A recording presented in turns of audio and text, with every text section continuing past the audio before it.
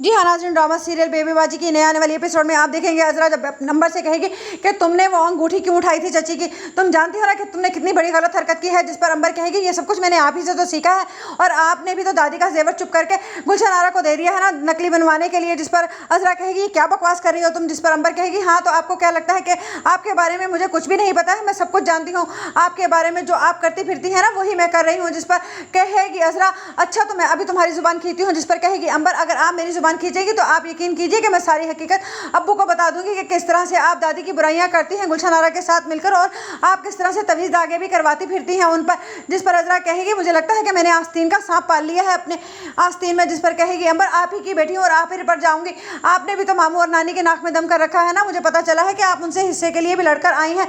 उधर बहुत ही ज़्यादा परेशान हो रहा होगा वासिफ के ये क्या किया है अज़रा भाभी ने उस लड़की का जिक्र करके मेरी और फरहत की ज़िंदगी को तबाह करके रख दिया है। फरहत कहेगी कि मैं अब तुम्हारे साथ हरगिज़ नहीं रह सकती। वासिफ तुमने कैसे मुझसे छुपाया कि तुम किसी और को पसंद करते थे या तुम्हें कोई और पसंद करता था। जिस पर वासिफ कहेगा ऐसी कोई बात नहीं है, मैं तुम्हें बताना चाहता था, अगर कोई बड़ी बात होती तो बताता ना।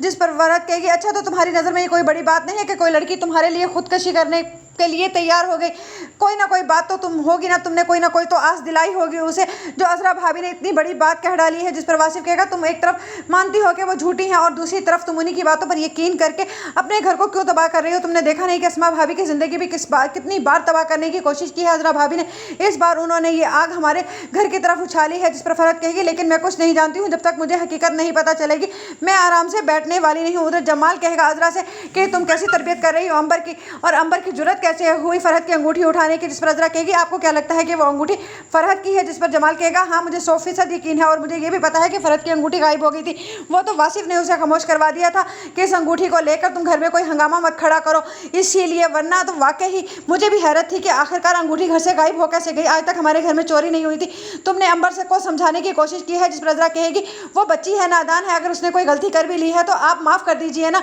हाँ आप बाप तो अपनी बेटियों की बातों पर पर्दा डालते हैं और आप कैसे बाप हैं। जिस पर कहेगा जमाल मैं ऐसा बाप हरगिज़ नहीं हूँ जो अपनी बेटी की बातों पर पर्दा डाल दूँ, तुम क्या चाहती हो कि मैं अपनी बेटी को तुम्हारे जैसा ही बना दूँ। जिस पर अज़रा कहेगी हाँ सारी खराबियाँ तो अज़रा में ही हैं, इसीलिए तो अज़रा बुरी है सबके सामने।